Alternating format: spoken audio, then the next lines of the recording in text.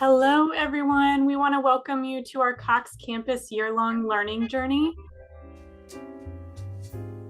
This year is focused on how to cultivate language-centered classrooms and the speech-to-print approach. So today's session is actually our third session for the year, and we're going to be discussing how the speech-to-print approach fits in our systematic and explicit phonics instruction. At Cox Campus, we are rooted in 5 core values, and we want to make sure that your experience with us today is rewarding, empowering, connecting, safe, and essential. We hope that you'll experience all these values today with us and that this is a positive learning experience for you. We are so grateful for you sharing an hour of your afternoon with us today, and we're hoping to share some valuable resources and information with you.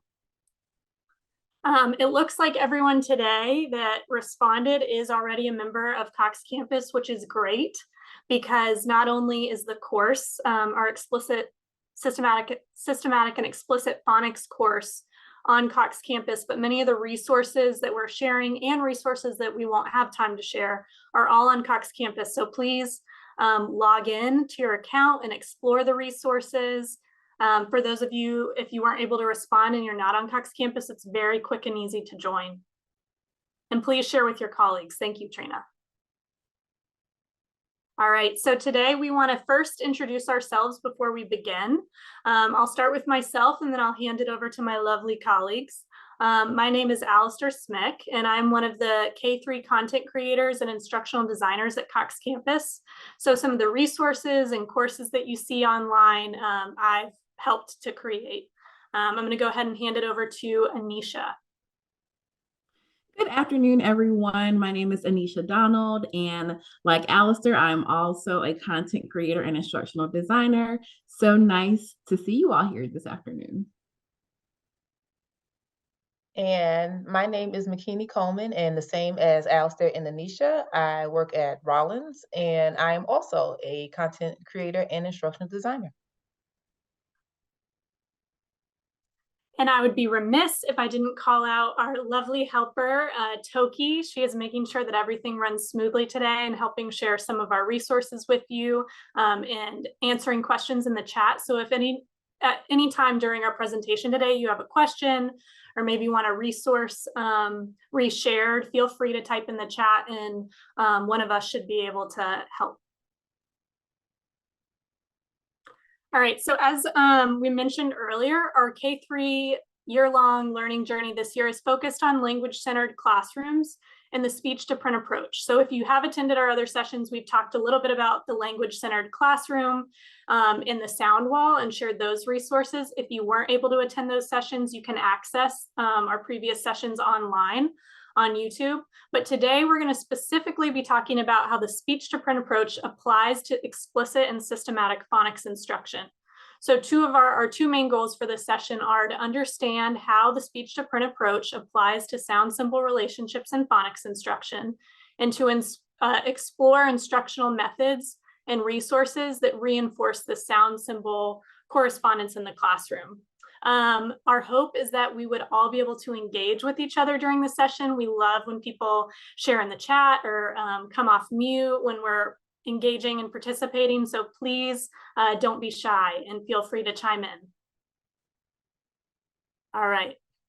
So if you're familiar with our courses or any of our other sessions, you'll know that we do like to begin anchored in the science.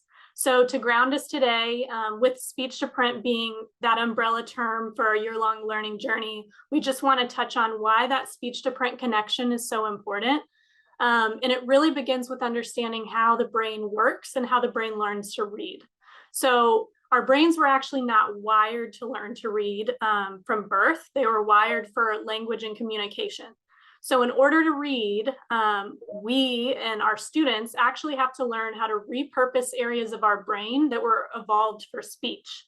So this is using different parts of our brain, and we have to strengthen those neural connections and pathways. So when we read, we map our knowledge of speech sounds and language on our phonemes in our spoken language, the sounds, onto letters, and that ultimately allows us to blend words. So without that speech rooted in the speech, the letters or the symbols on the page are just symbols on a page. They don't carry meaning until we connect them to words in our language. So on the next slide, we're going to walk through what this looks like a little bit. And we can use the 4-part processor model to help us understand that. It demonstrates how the brain reads or how we recognize words. So the model shows that there are actually 4 processes that are active in our reading brain. And these are just different parts of the brain, like we were talking about, that we have to make connections from in order to read words. And it's the phonological processor, which is the sounds, the orthographic processor, which is the symbols or the letters, the meaning, and then the context processor. So like we mentioned in our last slide, our brains are wired for language from birth. So we're going to start with that phonological processor, which is really just the sound, and it tunes into the individual sounds of words. And then that orthographic processor is just another term for those symbols or letters or graphemes. So for example, if we use the word bat, the phonological processor in our brain breaks down that word bat to hear that it's comprised of these individual phonemes. So b, a, t. And then our orthographic processor sees those letters and connects the knowledge of speech sounds onto those letters on the page. So B represents the b, A represents the a, T represents the t. So in our brain and for our students' brains, it's so important that those 2 pathways are linked, strongly linked, especially in our phonics instruction. And once we have that strong connection and our brain has processed both of these processors, then we're able to go to the meaning. So a student has read the word bat, right? But they're going to associate it with different meanings for the word. So there could be bat the animal, there could be the sports equipment bat, there's the verb to bat your eyelashes. And then it goes into the context processor, where our students look at the context of the sentence or the passage to determine the most appropriate meaning for the word. So for bat, if the sentence was the player swiftly swung the bat, the student is most likely going to be able to identify that as the sports equipment bat for a baseball game.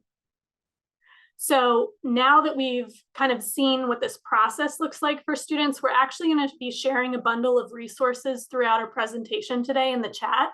And there's the first page of this resource bundle actually has an instructional routine for the classroom, because I know when we're talking about it from this high level of phonological orthographic processors, it can feel a little removed from classroom practice. But there's an instructional routine on there that talks about this process and about orthographic mapping, which is a term for how students ultimately take a word that they've decoded or they've read on the page and ultimately can store it in their sight vocabulary so that it's a more efficient process when they're reading. But what we're going to go ahead and do now that we've talked about the process and how the brain is working and why that speech, it starts in the speech and goes to print, we're going to talk about a specific instructional tool in our classroom that really brings this to life in the next slide. And so you may already be familiar with this instructional tool in your classroom, Elkonin or sound boxes.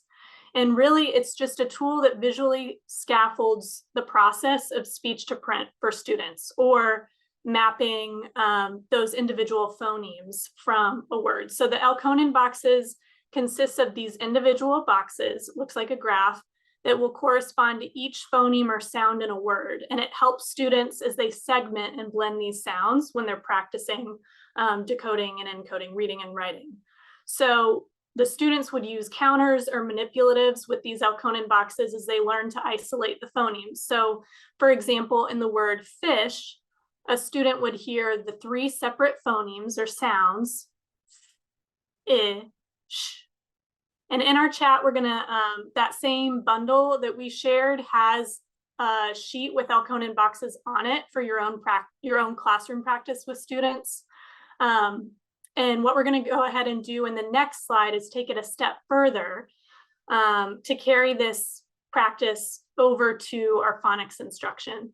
So it's important that when we're attaching these graphemes, or it's important that when we're practicing identifying these sounds, the speech sounds with students, that we are connecting it to print as soon as students are able to hear those individual phonemes.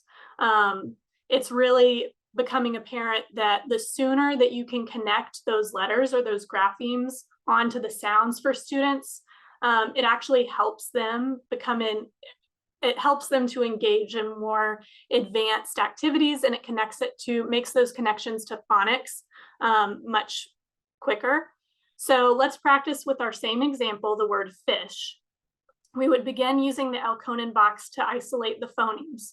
So a student would tap the sounds and they would move a token. So I, sh. So now that they've isolated those phonemes, we know for our connection to phonics, we want to connect that speech to print as soon as possible. So then you would go a step further, and that sound that they identified is actually the letter F. That I sound that they identified is actually I, and that sh sound is actually the digraph SH. So we don't want to do those phonemic awareness activities in the dark, which just means isolating the phonemes without connecting it to the grapheme or to the letter, because it helps students so much and it makes that connection to their phonics instruction as quickly as possible. So now that we've talked a little bit about the foundation of speech to print and how it connects to phonics, I'm going to go ahead and hand it over to my colleague, McKinney.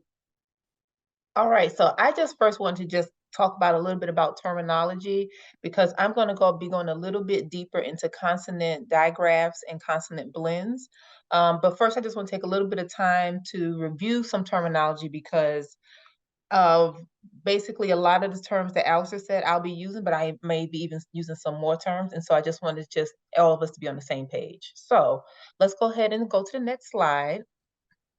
And one thing that a misconception that sometimes is out there is about vowels and consonants. And when we think about vowels and consonants, sometimes people think that they are letters, but they are actually speech sounds. Okay, they are not letters. They're speech sounds, but we use them to represent letters in letter patterns. So if we go to the next slide, one thing I want to talk about is like just looking at the sound, right? And we represent that sound with the letter F, right? So we can refer to as a consonant. And if you think about consonants and vowels, the difference for the sounds that are consonants, there's some kind of obstruction of airflow, right? And then we're going to say consonant letters to represent the consonant sound. All right. So one thing, some other terminology that we might use for consonant would be just like a sound, right? And then we may refer to the consonant letter just as a letter, a symbol, excuse me. And sometimes we refer to sounds as phonemes. This is a more precise type of language to say it's the single, a phoneme is the smallest unit of sound. And what matches that is a grapheme, which is the smallest unit of written language. And that can be a letter or it can be a group of letters, which we're going to kind of visit next. So if we go to the next slide, we're going to first talk about consonant digraphs. And consonant digraphs, if we go to the next slide, are two consonant letters that make one sound. So if we go to the next slide, I'm going to go ahead and show an example, kind of like what Alistair did earlier with Elkonin boxes or sound boxes.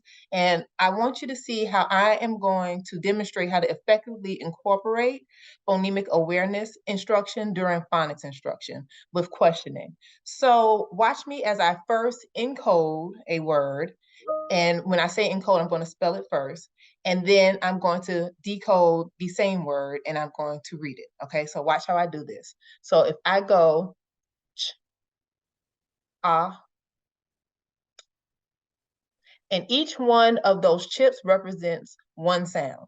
Now, if I go back and I say, okay, ch, CH says ch, ah, O says ah, and P says p. Now I'm going to go ahead and read or decode the word, and that is chop. Okay, so I want you to notice that first box, and I want you to notice how there are two letters in that box that represents the sound ch, one sound. And so that is a consonant digraph. So let's go to the next slide. Okay, so this is where I would like if you would come off of mute, or you can put it in the chat. I want you to look at this. This is an example. This might be like a student work example where a student maps the word thin like this. And how would you provide corrective feedback for this student? Like what might you say what was the error and how might you correct the error? Christy says there are 3 sound boxes should be presented. Okay, Christy. So if we have 3 sound boxes, what would we put in the first one? We would not probably. We will put TH in the first one. Okay. And then we will put I in the next one and N. But now here's something that's great to talk about is in some cases, right?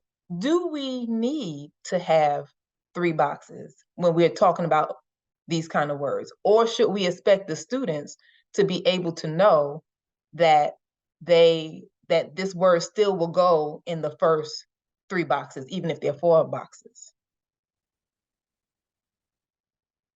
And that's something to think about, right? Because even if there are 4 boxes, they should still know that there are 3 sounds. Because sometimes I've seen on some worksheets or mats where they'll have like the 3, and then underneath it they'll have 4, and underneath it they'll have 5, and then the child is still expected. But that could be scaffolding too, right? So maybe if they're younger kindergarten, we just want 3 boxes, right? Maybe if once they get to older grades, you can have 3 and you can have 4, but the expectation is that they know which one to select. Okay. Any thoughts on that? Because the question is it the boxes, or is it the expectation that they know how many boxes they should use if we're tapping and mapping? And I would say, for my opinion, I think that is based on scaffolding, how we want to do that. All right, let's move to the next slide.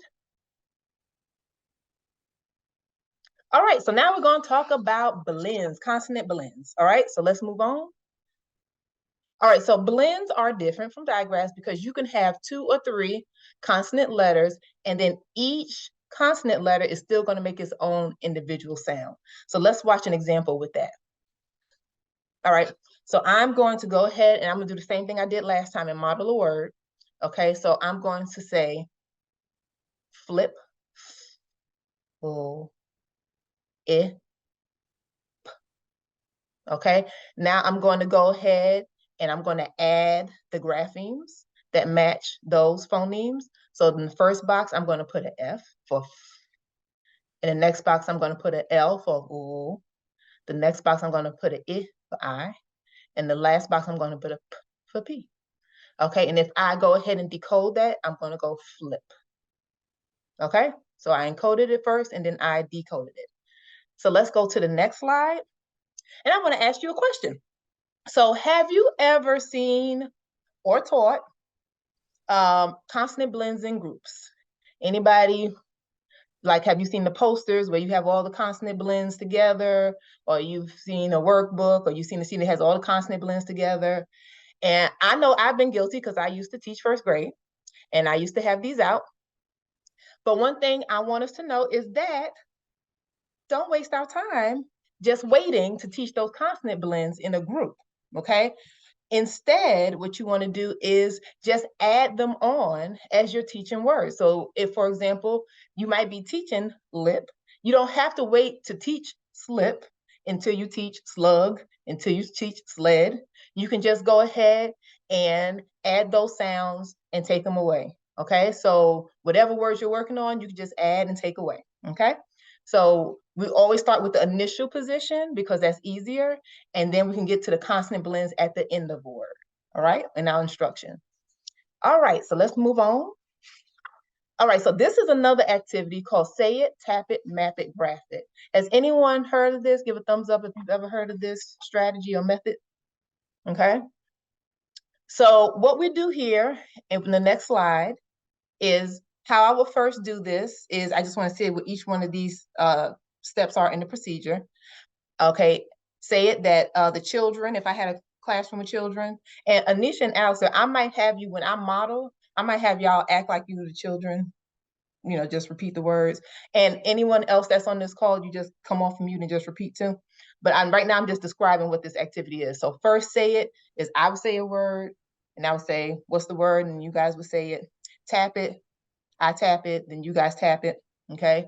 Map it, then we will use the counters to go at the top row to put this to represent the sounds and phonemes in the word, and then graph it. That is when we're going to go ahead and use the letters, grapheme symbols to go ahead and match what we're doing, okay? So let's go ahead and do one together. All right, so the word is going to be sap, okay? So say it after me. I'm gonna say it first. Sap. Sap. Sap. Okay, now we're going to tap it. Watch me tap it first. Sap. Okay, you tap it. Yeah. Okay, and now we're going to go ahead and map it on our sound boxes, Elkonin boxes. Okay, and now we're going to graph it. We're going to graph those symbols that make those sounds. So we're going to put an S for S, an A for A, and a P for P. Okay, and so now what we're going to go ahead and do is one thing, and you see that little picture at the bottom, it is a picture of sap. Okay, and one thing that we are going to do is, or talk about, excuse me, not going to do, but talk about is how important it is sometimes to add meaning to these words, so they're just not words in isolation, and how we're going to add meaning to these words. So I might say at the end of this, so maybe pretend I'm in a class and I say sap, I might just say, I might have the actual picture of sap with me, right, and say, okay, this is sap, and sap is sticky, okay? So let's move to the next slide. Okay, now this is another version of say it, tap it, map it, graph it.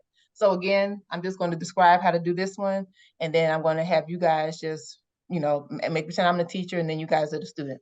So it starts the same. You would say the word after me, okay? And then tap it, we still tap it out. Now it gets a little different here with the map it, okay? So I'm gonna say something a little later, but we're gonna go into graph it, okay, right here. So after I say the word, you're just gonna go ahead, we don't have the chips here. Like if this was a sheet of a recording sheet, then the kids would just actually write the letters inside of the box, okay? So watch me first. I'm gonna do the same word, sap again, okay? So, all right, the word is, I'm gonna say sap, sap, Sap. okay? I'm gonna tap it. I mean, app, you guys tap it. Okay, now, and if these were my students and I had a sheet of paper, we all at the little small group desk, now they would go ahead and write SAP. So, okay. All right, so they would go ahead and write it, and then they would write the whole word, SAP. Okay, now I'm going to do the same thing, but I'm going to tie in what we were talking about earlier with blends and digraphs. So I'm going to pick another word that has both blends and digraphs in it. So the word is shift, and you would say Shift. Okay, now we're going to tap it. Sh, if, t, and you tap it. Is. Okay, and now we're going to go ahead and write it. Sh, if. Okay, so now if you notice in the boxes, what we're talking about, you see sh is a digraph, so it is in one box, but you see the consonant blend at the end is in, each letter is in its own box, so shift is our word at the end. Okay, now one, and again, we want to go ahead and try to tie meaning into these words. So I might say, let's say I say shift. Okay, guys, I want you to shift from side to side in your seat. Okay, just a little sentence at the end to just boost the meaning and the connection to the word meaning itself as well. So I'm going to go to the next slide, and I want you to think about something. Here's a question I have for you. Okay, when you look at these two models, right? What was the difference? Like, why might you use one activity versus the other one? Like, why might you use the first one versus the other one? And just think about that. If you want to come off of mute, you can come off of mute or not. But why might you use the first one versus the second, or vice versa? I'll give you a hint. It's kind of like what I was talking about when we were talking earlier about why you might have just 3 boxes or 3 and 4 boxes. It starts with a scaffolding. Okay, scaffolding. Okay, because if you notice in the second one, we kind of skipped the map it, right? Because the map it in the first one, we mapped it with the actual chips. Now, one way we could scaffold it and add back that map it part is if they put dots, like just drew a little dot inside of the box to map it. But that might be necessary for some kids to do. It might not be. So sometimes for kids that maybe are older, I would say maybe second grade, first grade, they might not need the chips again. It just depends again on what level they are. They might. So that's an example of why you might use the first version versus the second version versus the first version. Okay, Hey, so now we're Kiwi, going. Mhm. we had a question in the chat. I don't know if you saw that. Oh, How I wasn't looking. it's like, how would you do this with BCE words? Okay, so let's take the word cake, right? All right, so how many sounds do we have in the word cake? Let's go ahead and tap it. A, k, right? So we have three sounds for the word cake. Now we know that the E is silent, and the A is making the A sound. So you might have them write it outside of the box later, right? So the E would not go in one of those boxes, right? Because it's not making a sound. So they might like put a C, A, K, and then the E is outside of the box afterwards, to know that it's silent and it's still making a sound. You might do a little, a little bridge to show that from the E to the A to know that this is making one sound. That might be one way. Does anyone know another way that they use? I've also seen it where if you had mapped the phoneme C in a box, A in a box, K in a box, behind K, since E technically comes at the end of the word, you could still put the E in that same box and cross through it, like McKinney Okay. said, a slash through it, so the student can still see all the letters sequenced together for what they would write. But just like in other activities, when we're doing magic E or silent E, crossing through it to show you don't hear the E sound. Mm-hmm. All right, so I'm going to hand it over to Anisha. All right. So now we're going to talk a little bit about chaining. And so before we begin, I do want to just reiterate the Your Long Journey bundle link that has been shared in the chat. We'll have some of the resources that we're going to be talking about with chaining today. So just make sure that you all have that in for future reference. All right, let's get to the next slide. Okay, so what is chaining? Chaining is an instructional routine where students write a chain of words that relate to each other. And so chaining reinforces this sound symbol correspondence that we've been talking about. It helps students to connect those sounds to letters, and it also just kind of continues that phoneme graphing mapping and continues to like build and facilitate that mapping for students. Chaining also engages students in simultaneous decoding and encoding. So as McKinney was talking about, not only are you sounding out, but you're also spelling. And so chaining is a great way for students to kind of do both simultaneously. They're practicing sounding out through decoding, and they're practicing kind of writing, spelling, producing those new words through encoding. All right, so let's look at an example of a chain on the next slide. So during chaining, it's really important to pay attention to the language that you're using when telling students to change a sound. And so we always recommend to kind of follow a certain routine when you're dictating this with students to help facilitate that sound letter correspondence, right?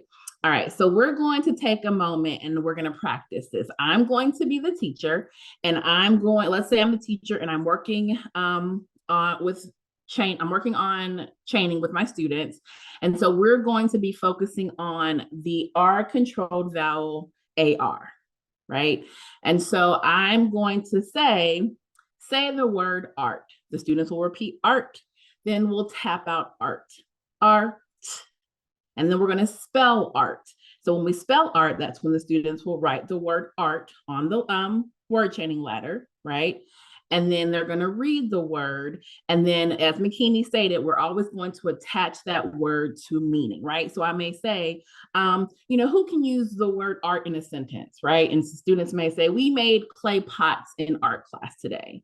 So we're always going to kind of attach that word to some type of meaning, all right? So then we have the word art, that's kind of our base word. So then we're going to start doing different different things to the word in order to make new words. So I might say add to the beginning of art. What word do you have? They're going to say part. Great, part. So then again, we're going to tap out that word. Art, part. All right, so let's spell the word. So that's when they write it on their chaining ladder, all right? And then again, we're gonna attach that to some type of meaning in some type of way. All right, so then let's change, let's see. We're gonna change the p to ch, all right? So if I change the p to ch, what word do I have now? I have the word chart. Beautiful, say chart, tap it out, ch, r, and then we're gonna spell it on our chain. All right, continuing on, we could change the to a What word do we have? We have charm. Let's spell it and put it on our ladder. All right, so then we're moving on. After charm, we are going to change the ch to a. So if I'm changing the ch to a, what new word am I going to have? I'm going to have the word harm. Great, let's spell it and let's tap it and let's use the word in meaning. All right, so then moving right along, I might change the to a to a. What new word do we have? We have the word harp. We're going to say the word harp. We're going to tap the word harp. We're going to spell the word harp, and we're going to put it on our ladder, and we're going to connect it to meaning. And then lastly, I'm going to change to sh. If I change the to a sh, what new word am I creating? I'm creating the word sharp. So we're going to say the word sharp. We're going to tap it. We're going to spell it, and we're going to connected to meaning. So as you're going through, you can, of course, you would continue that routine that I just showed you. So you're saying the word, you're having students tap it out, you're having them spell the word on the actual chain, they're reading it, and they're attaching it to meaning. And in addition to that, you can also ask students questions to kind of help amplify this learning as they're going going up the chaining ladder, right? So you can say, you know, what is the beginning sound you hear in the word chart, right? Okay, and so hopefully they're going to say ch, and you're going to say, well, which letters make the ch sound, right? So you can kind of ask those questions all throughout to get students thinking about these letters, thinking about these sounds, and how we manipulate the different sounds. Again, the important thing about chaining is you're reinforcing that sound to symbol correspondence, right? And you're providing students with the opportunity to decode and encode at the same time. All right, so now we're going to watch a brief example of chaining in action on the next slide. All right, so you can go ahead and play it.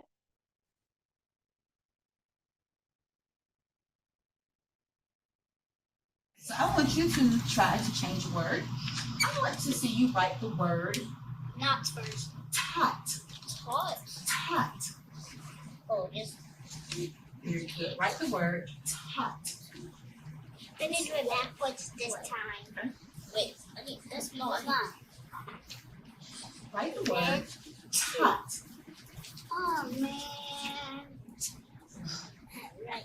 So then Okay. Write the word tot. I got top. Great job. Oh, I got a wrist. And I love the way Callie was checking to make sure that her sounds are in the right boxes. Oh, to top. Very good. Great job. Go ahead. Write it. Okay. What's the next sound you hear? Now, I want you to change the word, listen to me, tot, watch me, change the word tot to top. Change the word, listen, tot to top. Is that everyone touch? Touch each sound? I want to change ah to Top. Top. So which sound do we need to change? Ah. To, let me see you do it. Ah. Ah. Got it. Ah. Which one do we need to change? Right here. All right. So when looking at that chaining routine, we see the different parts that I talked about earlier, right? So we see that the students are saying the word. When the teacher said she wanted the students to change from tot to top, you could hear the students repeating that word. They're saying the word top, right? And so the teacher instructs, we see that the teacher instructs the students to touch each sound. You hear her say touch each sound, which is the same thing as tapping it. So that's what that means. When you're touching each sound, you're tapping it, right? So they're saying it, they're tapping it. The students are also graphing using the L Conan boxes because as they're saying it and tapping it, they're writing it and encoding it. And you can hear the students as they're decoding, and you can see them at them encoding as they make this new word and they write this new word. So again, students are practicing that sound symbol correspondence. Now, one thing that we didn't show you is after they, said it and they've tapped it and they've read it and they've written it and they spelled it, we always want to make sure that we connect it to meaning, right? So if you were this teacher, my question to you is, how could students attach meaning to this new word? What might you do if you were this teacher? How might you help the students attach meaning to the new word? Maybe you could use the word in a sentence, obviously. You can talk about maybe multiple meanings. Earlier, Alistair was talking about the word bat and how it had different meanings. So you could do the same thing with the word top, talking about how it has multiple meanings.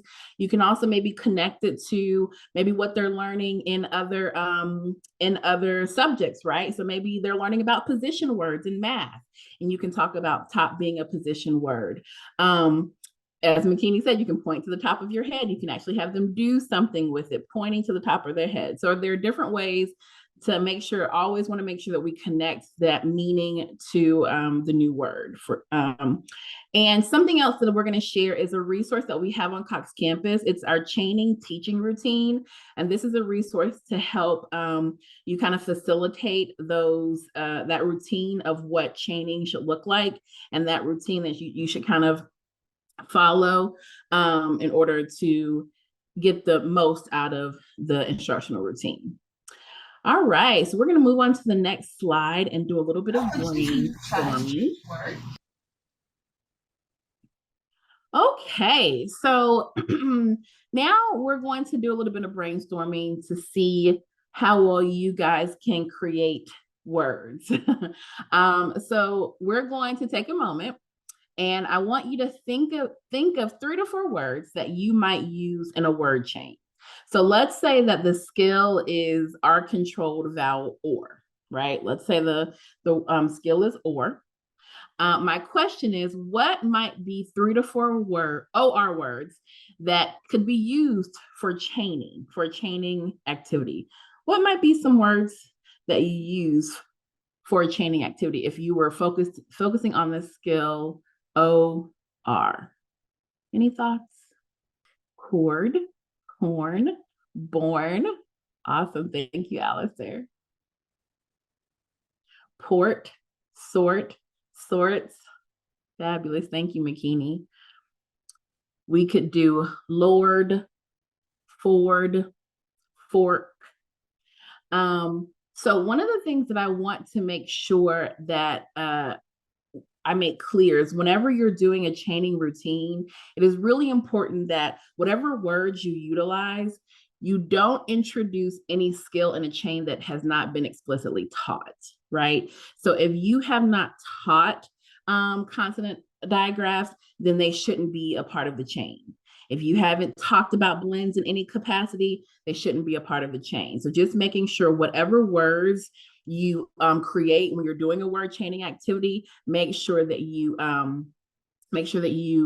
only introduce what you've explicitly taught in the chain. So another resource I want to share are chaining lists. So we have chaining lists on Cox campus that we're going to share with you in case you need some ideas or examples of words to cover the various phonics skills. All right, let's move on to the next slide. So hopefully, as you can see, chaining really can be an impactful routine that benefits students. And so a few of the benefits are it moves students to greater automaticity, which will ultimately support their reading fluency and comprehension, right? The more that students do it, the more fluent they become. It builds students' capacity for mapping, so they get better with making those connections between sounds and letters. And students are able to practice integrating those taught skills. So again, even though you're not going to introduce any new skills with chaining, it's a great way for students to review and integrate skills that you've already taught.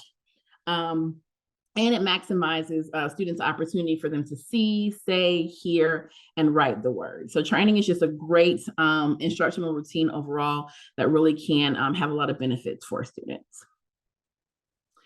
All right, let's move on. So we always want to make sure that we have done our due diligence when it comes to the session today. And so we always like to revisit our session goals and making sure that you were able to get what we said we wanted you to get. So we hope that our session today gave you a better understanding of how the speech to print approach applies to phonics. And we also hope that you are leaving with additional methods and resources to reinforce sound symbol correspondence in your classrooms. Next slide. So we do want to take a little bit of time. I know we had a quiet group today, but we would like for you to just take a moment to reflect on what we talked about today, when we talked about the orthographic mapping, making the connection to sound symbol relationships and phoneme, graphing, mapping, and the consonant blends and consonant diagraphs and the word chaining. And we want you to think about what you learned that maybe aligns to your thinking and something that maybe you'll take away from today. So is there anything that anyone would like to share about maybe something they learned that aligns or something that they're going to take away and maybe be able to do in their classroom? We always love to hear feedback. Dorothy, you've been a great person in the chat. Would you like to share? I think using the orthographic mapping, you know, the say it, the tap it, the map it, the graph. Yes, yes. Yeah, I'm a special ed student. Yes, special ed student. I'm a special ed teacher. Yeah.